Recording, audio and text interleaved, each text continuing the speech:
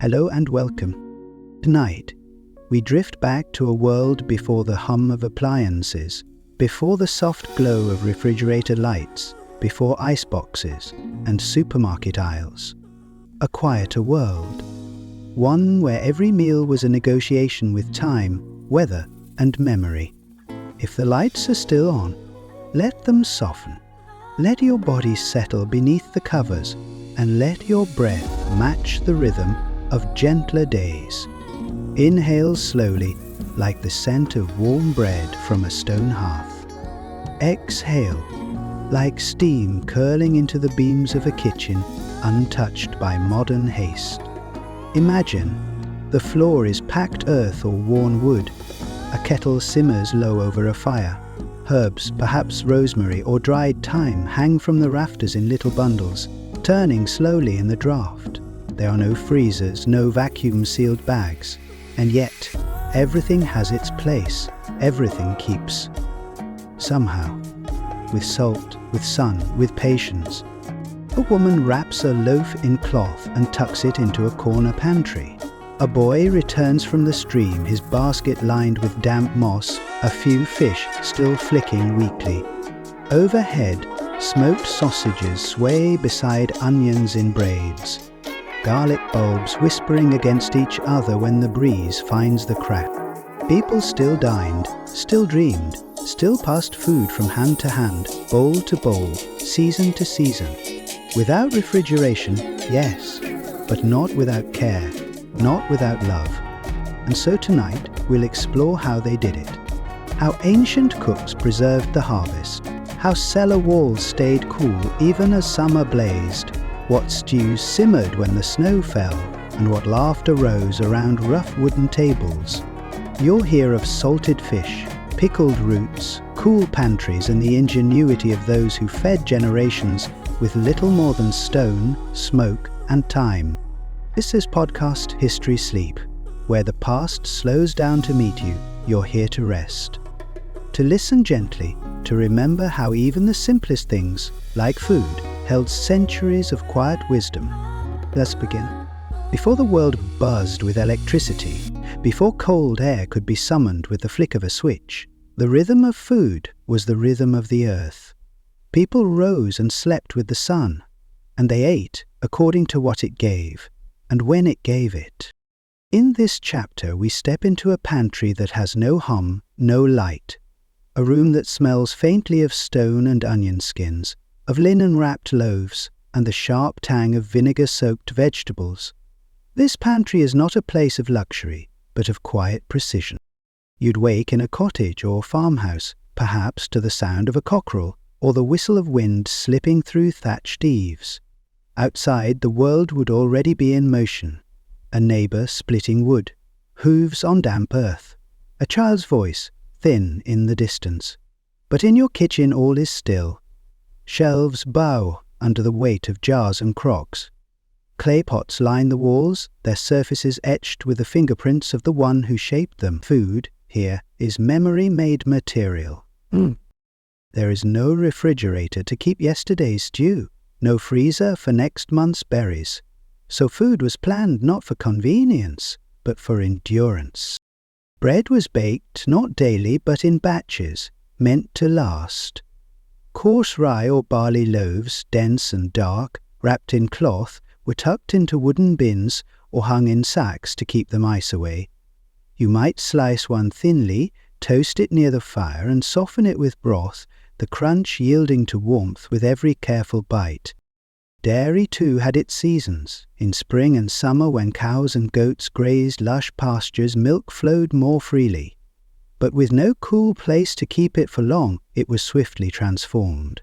Butter was churned in the early hours, the rhythmic splash of the dasher rising and falling in a tall wooden vessel. Soft curds became fresh cheese, sometimes salted, sometimes wrapped in leaves, and left to age in dark corners of the cellar, where the stone kept secrets and the temperature stayed constant, no matter the storms above. Fruit was fleeting, a handful of berries in June, apples in autumn.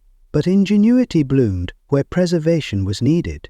Plums were dried on slate or wooden racks, their skins wrinkling under the patient kiss of sun and wind. Apples were sliced and threaded into long garlands hung from rafters in airy attics. Pears were poached and sealed beneath waxed cloth, a summer's moment captured in glass. The root cellar, that quiet kingdom beneath the house, was a marvel. Dig down and you'd find rows of beets resting in sand, potatoes nestled into burlap sacks, and carrots stacked like firewood. The air was cool, musty, damp, but steady. It was the kind of cold that came not from machinery, but from the earth itself, cradling the food in its belly until it was needed. In colder regions, entire sheds were turned into natural ice boxes, not with compressors, but with blocks of ice cut from frozen rivers, wrapped in straw, and packed into insulated chambers that could keep for months.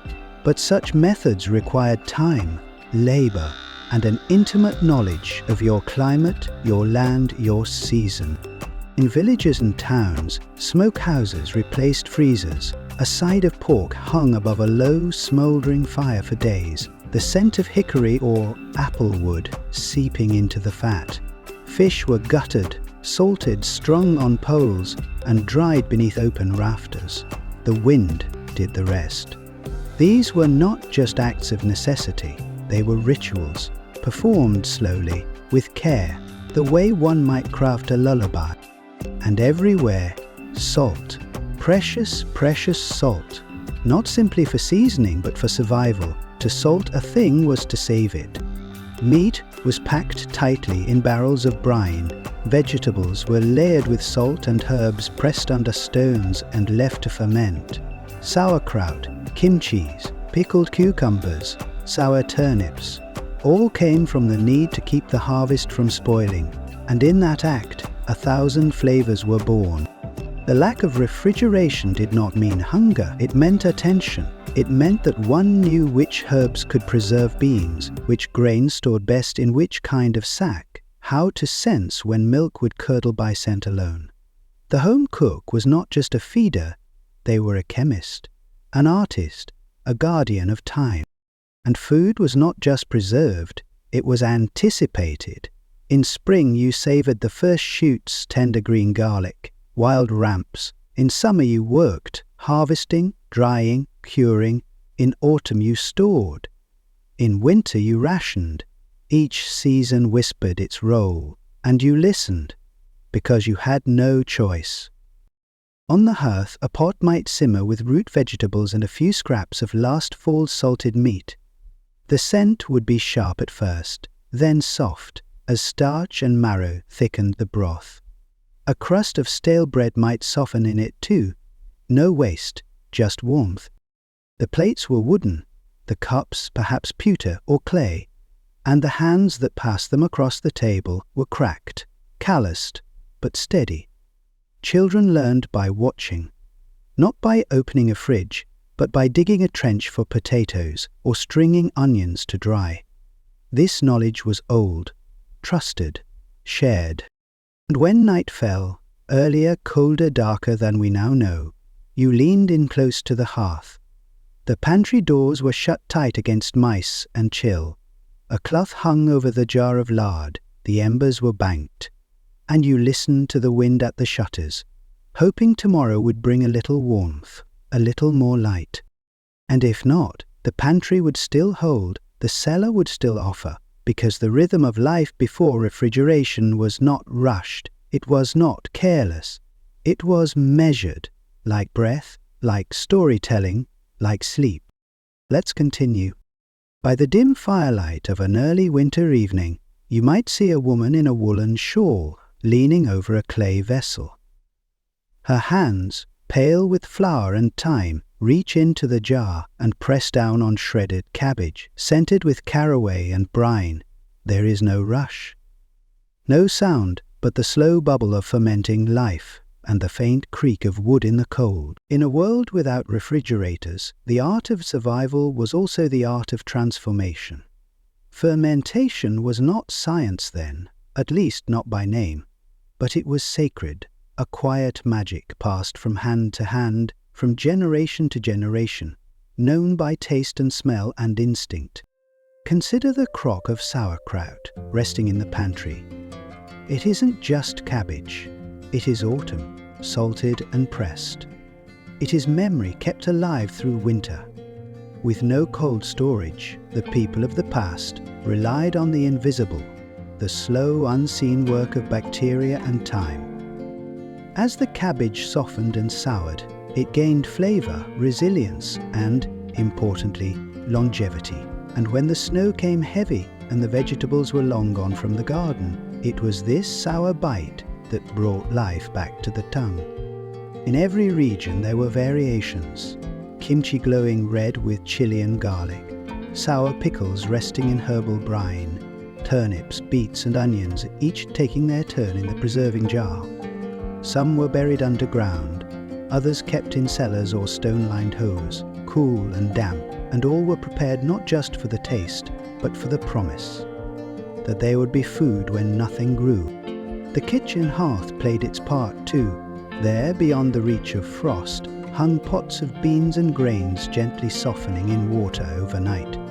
The fire crackled nearby, casting long shadows. Sometimes the scent of fermenting barley would rise as ale was brewed, a tang of yeast and wood smoke, a promise of warmth. Fermentation was not limited to vegetables. Bread too was a living thing. Long before commercial yeast, bakers kept sourdough starters alive in bowls of cloth and wood. These starters were fed each day, a ritual as necessary as lighting the fire or drawing water.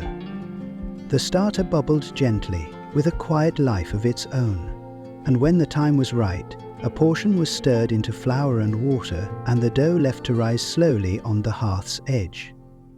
Swaddled in linen like a sleeping child, it was not uncommon in those days to borrow a bit of starter from a neighbor, or to pass it on before a wedding, a birth, or a journey. This shared culture, both bacterial and human, carried memory in its tang. To eat bread from a centuries-old starter was to taste time itself. And then there were the drinks, mead from honey, beer from grains, wine from fruit, all born of natural fermentation, sealed with wax or cloth, aged in cool places and brought out, not in haste, but in ceremony. A sip of something sour-sweet to toast the end of a hard day, a reminder that even in a world of scarcity, there could still be joy. In the flicker of candlelight, you might also see crocks of dairy sitting in the corner, milk left to separate into curds and whey. With care, it could be pressed into cheese, salted, or wrapped in herbs. Every region had its favorites, every home its secrets. But none of this was accidental. Every preserved item, every fermenting jar, was the result of slow practice and close attention. If the brine was too weak, the food spoiled. If the cabbage was not packed tightly, mold crept in. If the cellar was too warm, the yeast died. You listened, you watched, you learned. And it wasn't just about survival.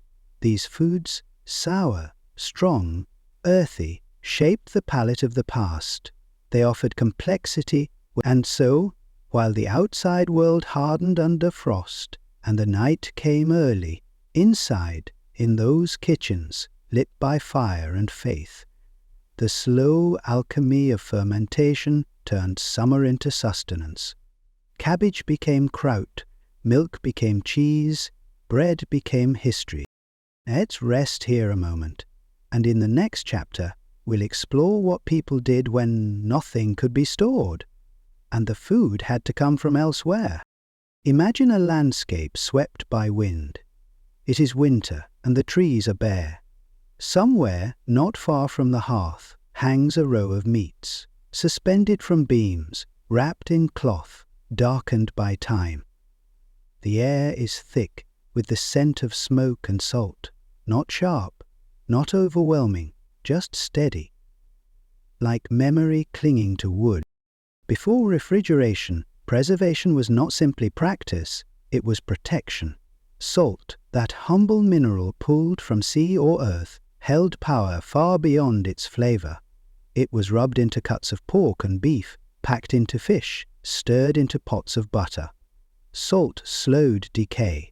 Salt kept hunger at bay. Salt quite literally saved lives. The curing process could begin as early as autumn. In small villages, a single pig might be slaughtered and no part wasted. Thick slabs of meat were coated in coarse salt, massaged by hand, then laid on wooden planks in a cool place, a cellar, a larder, a smokehouse.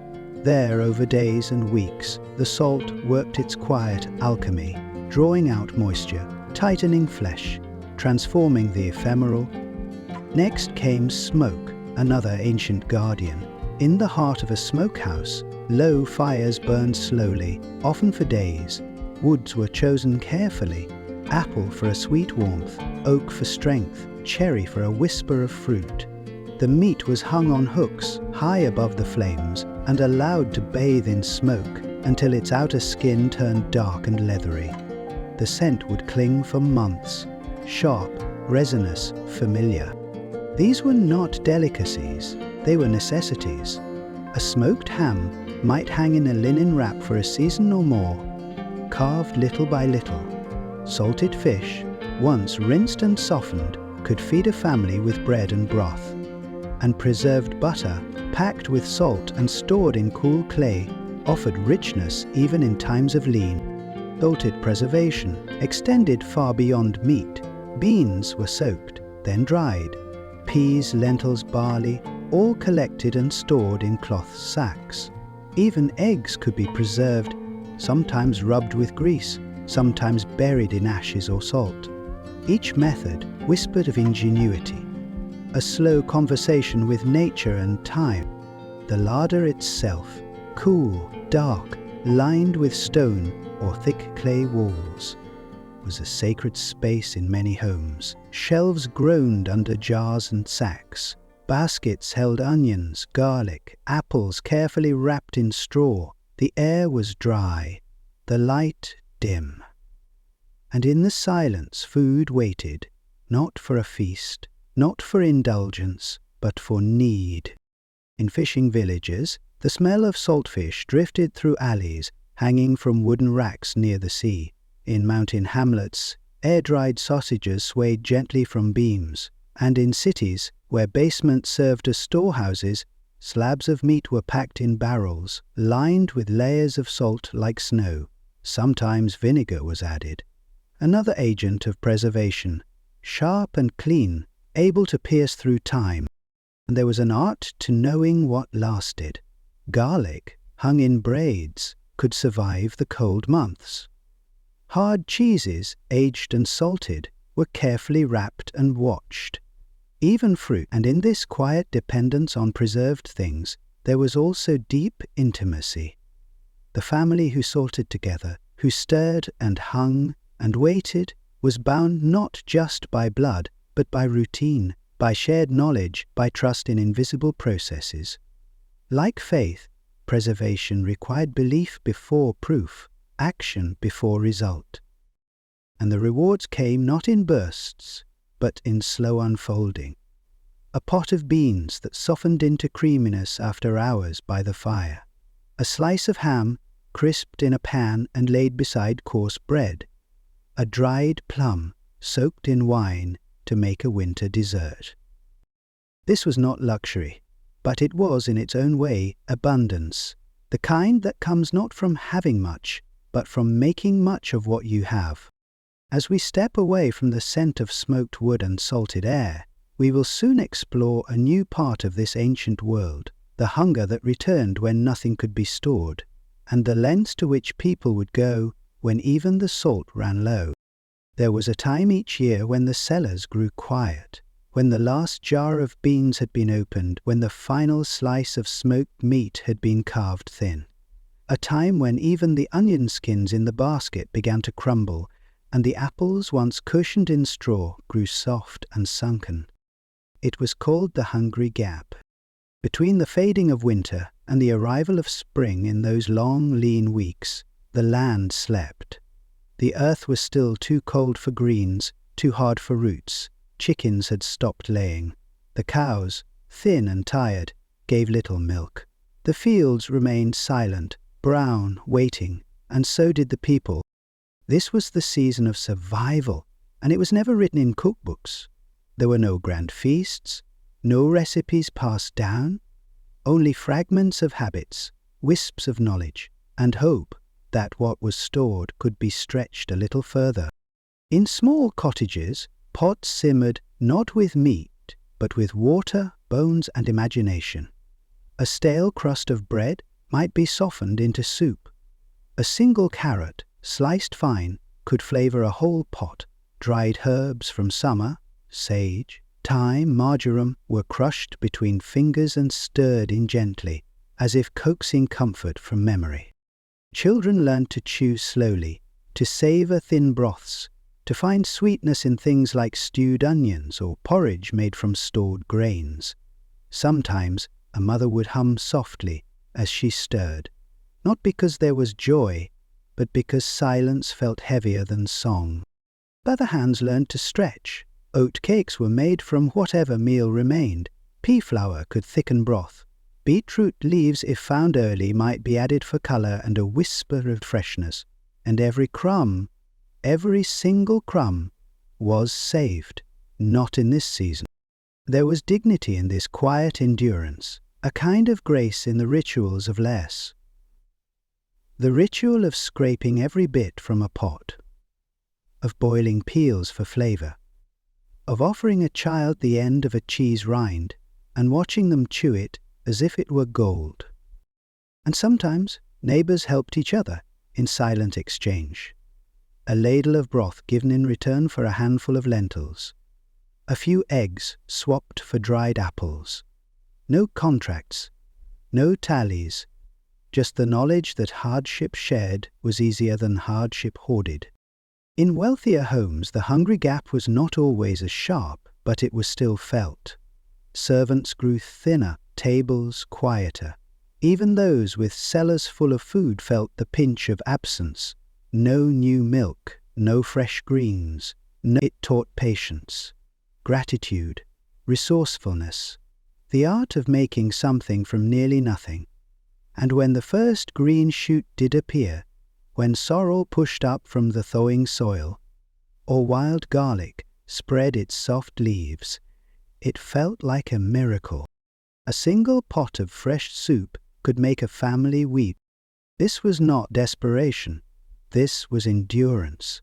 This was what people did, quietly, year after year, surviving the hungry gap, not with drama, but with discipline. With care, with clever hands and steady hearts.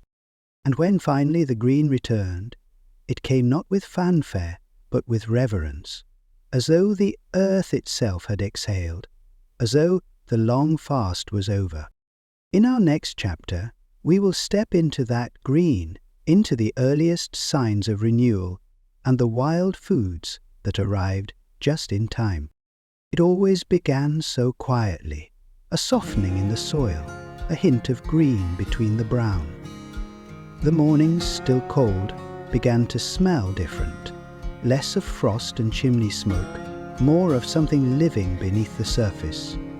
Children noticed it first, often before the grown-ups would say it aloud. A different wind, a brighter bird call, a shimmer of light on puddles as though the world was being gently rewound. The hungry gap never ended with a feast, it ended with a leaf. In meadows and along the hedgerows, the first foods to appear were not planted by human hands. They came uninvited and deeply welcomed. Nettles, wild garlic, sorrel, dandelion greens, chickweed, each one a soft announcement that the land was waking up. Eat by them by heart. Long before books or gardens, there was memory. A grandmother showing her granddaughter how to pinch the top leaves of a nettle without being stung. A boy trailing behind his older brother, pulling chickweed by the handful to feed both rabbit and pot. These small greens, barely enough to fill a basket, felt like treasure. They were not just food, they were medicine. After months of salted meat and dried grains, the body ached for something fresh, something green. Nettles, rich in iron. Sorrel, sharp with oxalic acid. dandelion, bitter and cleansing. Each one brought back not just colour, but life. There were rules though. Always harvest with care. Never strip a patch bare. Leave enough for the next hand that comes, and the hand after that. It was not superstition, it was survival dressed in reverence. And it wasn't only the leaves. Trees gave sap. Birch and maple, when tapped with a small cut, would weep sweet liquid. It was thin, but it was enough. Enough to sweeten a pot of porridge or bring shine to a hard biscuit. In some regions, birch sap was drunk cold and clear, a tonic for the tired soul. In woodlands, mushrooms appeared, cautiously, morels in some regions, small and crinkled like honeycomb. Wood ears slick and delicate. Fungi required knowledge, care, patience. Not every mushroom was a gift. Some were warnings in disguise. But those who knew could spot them at a glance, from a distance, like old friends reappearing after a long absence. Back at home, kitchens changed with the season. The smell of simmering changed, less heavy, more hopeful. A handful of wild garlic stirred into broth gave it perfume. A few green leaves atop bread turned it into celebration. Even nettle soup, earthy and simple, felt like a reward. It was said to strengthen the blood, to chase away the greyness of winter. In some areas, eggs began to return, not in abundance, but enough. Hens, responding to longer daylight, began to lay again. A boiled egg in spring was not mundane, it was sacred. Children cupped them in their palms like tiny suns, warm and full of promise. The countryside, too, sang differently. Bees began to hum again. Lambs bleated in distant fields. The trees wore the softest suggestion of green at their tips. And people? People smiled more easily, not because they were full, but because they were no longer empty. Meals remained small. Foraging didn't mean bounty, it meant possibility. But each bowl now came with colour, the dark greens of nettles, the soft whites of young mushrooms, the yellow burst of dandelion petals floating on porridge. Food became not just sustenance, but a quiet form of joy. Some households marked the change with small ceremonies, a bowl of the first soup offered at the hearth, a child given the first sprig of mint to chew. Not grand rituals, just gestures. But they mattered because they said, "We made it through again." And so the season turned. This chapter of history is not often taught. There are no kings or battles in the story of sorrel and chickweed. But in truth, these small leaves changed everything. They allowed people to survive, to rebuild strength, to begin again. And in that quiet return of green, there was a lesson. That nourishment need not be grand, that the smallest bite, given in season, could hold more comfort than a feast.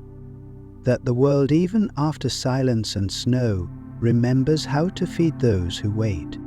In our next chapter, we will step into the kitchen, into the wooden bowls and clay ovens, to explore how cooking itself was shaped by what could and could not be kept. The fire never fully went out, even when the house grew dark and the wind pulled through the cracks in the wall. There remained, somewhere, a gentle ember, a soft red glow beneath ash, waiting to be stirred back to life. This ember was more than warmth, it was memory, it was survival, and it was the beginning of every meal. To cook without cold is to befriend time. The pace is slower, the methods older. It is a kind of trust in salt, in air, in smoke, in sun. And so the hearth became more than just a place to warm hands. It became the heart of the home, beating steadily, infusing food with warmth and meaning. Across stone cottages and wooden huts, the routines unfolded almost wordlessly. A woman lifting a linen cloth from a clay pot to check her rising dough. A man carving thin slices from a smoked ham hung weeks before. Children watching, noses twitching, As steam rose from a bubbling stew they had helped gather greens for, salt was the first guardian. It reached into the flesh of fish and pork, drawing out moisture, making the meat safe. A thick crust of salt was packed around joints and fillets, then set to rest in cool corners of kitchens or buried in cellars. Not wasted, never wasted. When the meat was removed, the salt was dried, sifted and used again. Next came smoke, a ribbon of scent curling up from that ever-burning hearth. Hooks above the fire held strips of meat, strings of sausages, even lengths of fish. Over days, sometimes weeks, then there was drawing. Herbs, fruits, mushrooms, all laid out in attics or window ledges, catching warmth and losing water. A dried apple slice, tough but sweet. A handful of thyme leaves, crumbling between fingers like fragrant dust. These could last weeks, sometimes longer. In more fertile valleys and sunlit regions, people turned to oil and vinegar. Whole vegetables, onions, garlic, peppers were submerged in brine or soaked in vinegar jars. The tang preserved them, softened their texture, and created something new, food that changed with time, grew deeper with age. Cheese was its own miracle. Fresh milk, coaxed into curd with rennet from a calf's stomach, then pressed, salted, aged. A wheel of cheese, wrapped in cloth, could outlast the season. Sharp in taste, firm in hand, it was a pride in many kitchens. Hard cheeses travelled in pouches on long journeys. Soft ones stayed close, eaten young, creamy on bread or mashed into grains. And when nothing else worked, there was fermentation. Cabbage transformed into tanny kraut, turnips bubbled in crocks, pickling into sharpness. Even grains fermented into sour porridges or thin beers. These were not accidents. They were acts of care, passed through generations. Recipes written in the memory of hands, not parchment. A certain coolness in the air, a certain kind of jar, a certain song hummed while stirring. But these foods were more than technique. They were taste. They were tradition. A family could be known by how they smoked their fish, how sour their kraut, how sharp their cheese. Recipes weren't just for survival, they were for identity. And in the absence of ice or electric chill, the cellar was king. Beneath homes carved into earth or stone, the cellars held darkness and coolness all year. Here crocks of butter sat buried under cloth. Here the smoked meats aged in silence. Here apples slept in straw. The air smelled of earth and time. It was not a place of bustle. It was a place of waiting. Even water was preserved in its way. Collected rainwater was stored in large ceramic jugs, shaded and sealed. In regions with mineral springs, people filled barrels with naturally cool water that seemed to never spoil.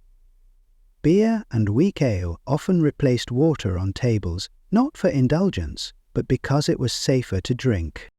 In the heart of winter, with winds whispering past the eaves, a family might sit near the fire and eat a stew of dried lentils, cured pork, and root vegetables pulled from the cellar.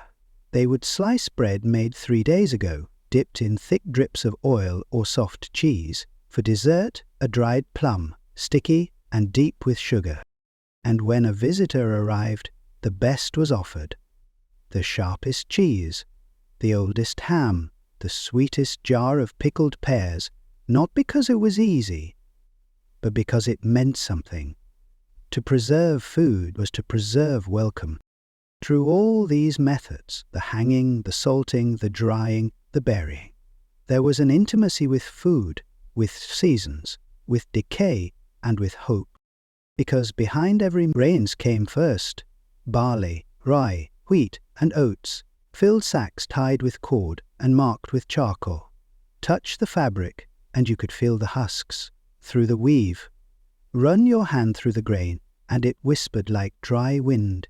These grains were ground into flour, boiled into porridge, baked into loaves. They were the rhythm of daily meals, steady, dependable, forgiving. Then came pulses. Lentils, chickpeas, broad beans and peas. Their dry bodies clinked softly when scooped, light and hard like polished stones. In a pot, they took their time, hours of simmering over coals or low flame, softening slowly, soaking up whatever herbs or scraps of salt pork the cook might offer.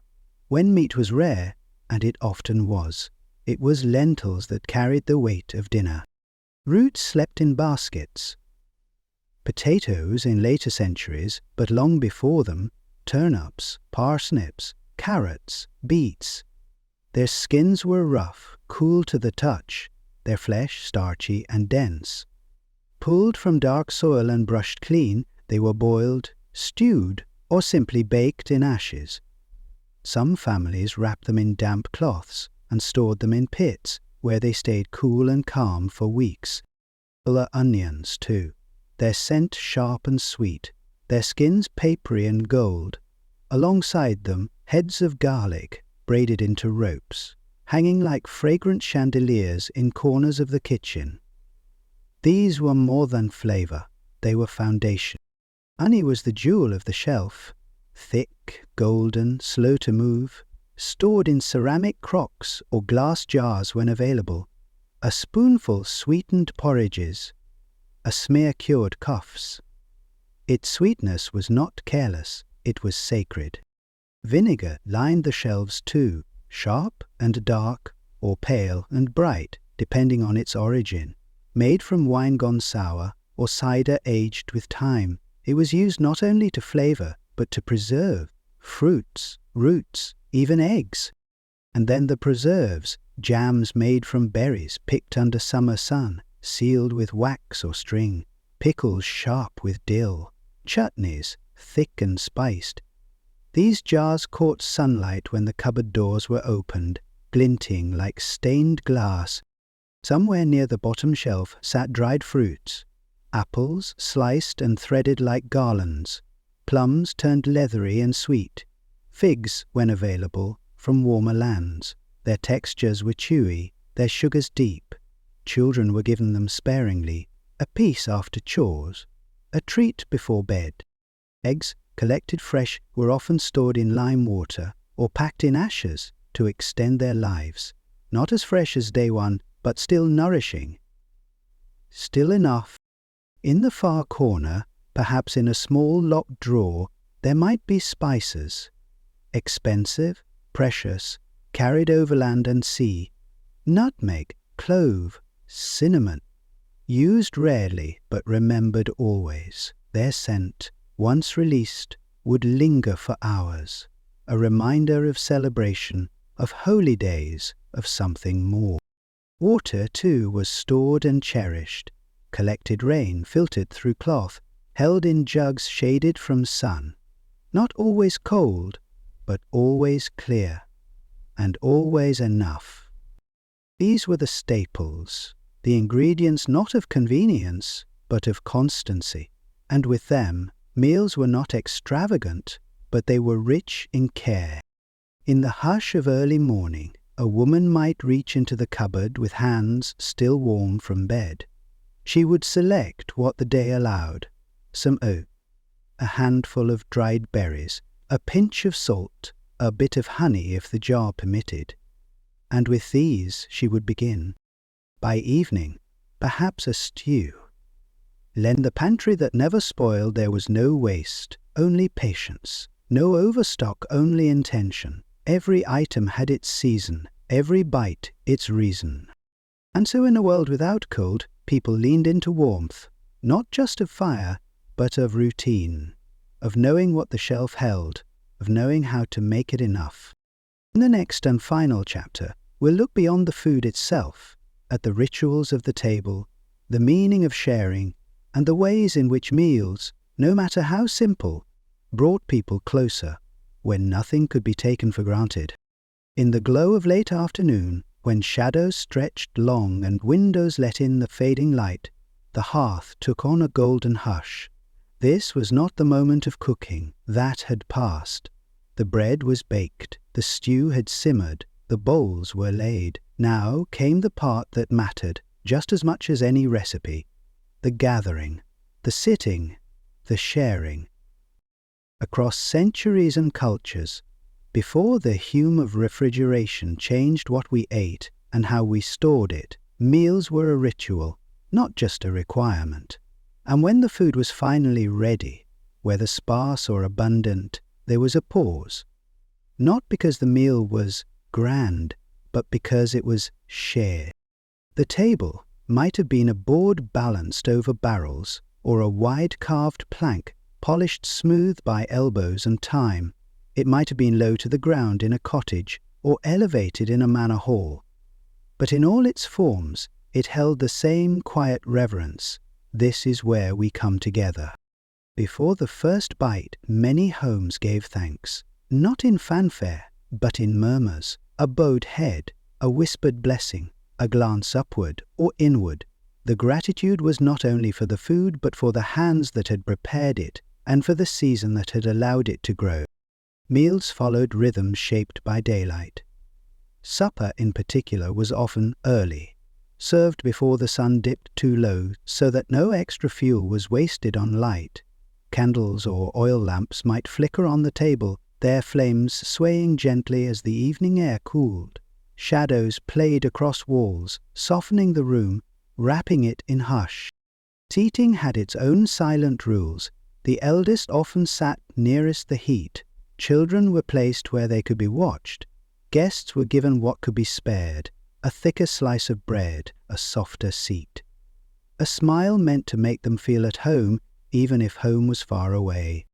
Conversation, when it came, was slow. A story about the morning's chores, a question about the weather, a tale remembered from last year's harvest. Sometimes there was laughter, the kind that lingered low and warm. Other times, silence, but never uncomfortable. It was the silence of chewing, of listening, of simply being. The food itself was plain, but never dull. Its richness came from care. Bread dipped into broth, stew passed down the table, honey shared in turns. In some homes, each person had their own cup and spoon, treasured, mended, passed down. In others, utensils were scarce and hands sufficed. A communal bowl was not seen as less, it was seen as enough. There were days when the meal was little more than boiled roots and stale ends of bread, and yet even then the ritual remained. The table was still set, even if the portions were small. A bit of salt sprinkled with thought, a spoonful of vinegar added for sharpness. The intention was the seasoning, and intention they believed could carry a meal. Children learned not only how to eat, but how to wait, to serve the older ones first, to listen when elders spoke, to clear their place when finished. These small acts, repeated night after night. There were special meals too. Holidays marked not by lavish ingredients, but by symbolic ones: eggs in spring, roasted chestnuts in winter, a sweet made only once a year, shared with reverence. These were meals that tied one generation to the next, a recipe remembered, a gesture repeated, a taste that summoned memory. And through it all there was the sense that eating was never just about hunger. It was about rhythm, community, memory. A bowl of stew could recall the scent of a grandmother's apron. A piece of bread might echo the work of a father's hands in the field. The table became the archive of the day, not written in ink, but in crumbs and laughter and clinked spoons. When refrigeration arrived, everything changed, and yet something remained: the need to gather, the impulse to share, the quiet gratitude before a meal. In looking back at how people ate before refrigeration, it's not the scarcity that lingers most, it's the presence, the way each meal was noticed, the way nothing was taken for granted, and how, even without modern preservation, what truly lasted was the warmth between people. Now, as we draw this story to a close, You might imagine such a table. The light low, the food simple, the air filled with quiet voices and the scent of something just baked, a place where hunger is met not just by food, but by togetherness. A moment where time slows.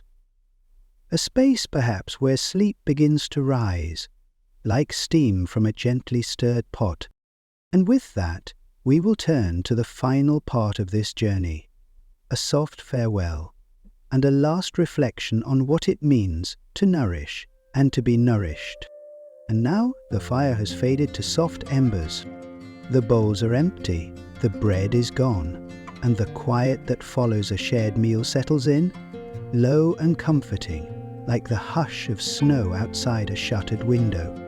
We've wandered far tonight, from icy root cellars and salted fish strung in garlands, to gardens thick with herbs and tables crowded with hands. We've watched people slice cheese from wheels wrapped in cloth, unwrap jars sealed with wax, soak beans by morning light, hoping they'd be soft by dusk. We've stepped through kitchens where pots simmered over hearthstones, and we've stood in the hush of barns where apples were tucked gently into straw, one by one. We've learned how warmth was saved in loaves, and how silence often came, not from peace, but from hunger. And yet, in each chapter, no matter how cold the night or how scarce the pantry, one thing endured: the ritual of eating. Not only to survive, but to connect, to share, to remember. Even before refrigeration, before sealed jars and humming boxes of ice, people knew how to make a meal matter. They did not eat in haste. They did not eat alone. They ate as dusk arrived. They paused. They spoke, or they didn't, and let the stillness fill the air between them like warmth from a cup. There's a kind of reverence in that, one that feels almost lost now, and perhaps that's why we tell these stories. So that, as you lie here, wrapped in soft blankets, the hush of night around you, you might carry a little of that quiet with you. Not the hunger, not the cold, but the simplicity, the mindfulness, the soft clatter of a spoon in an earthen bowl, the scent of herbs carried on winter air, the sound of someone whispering, "It's ready,"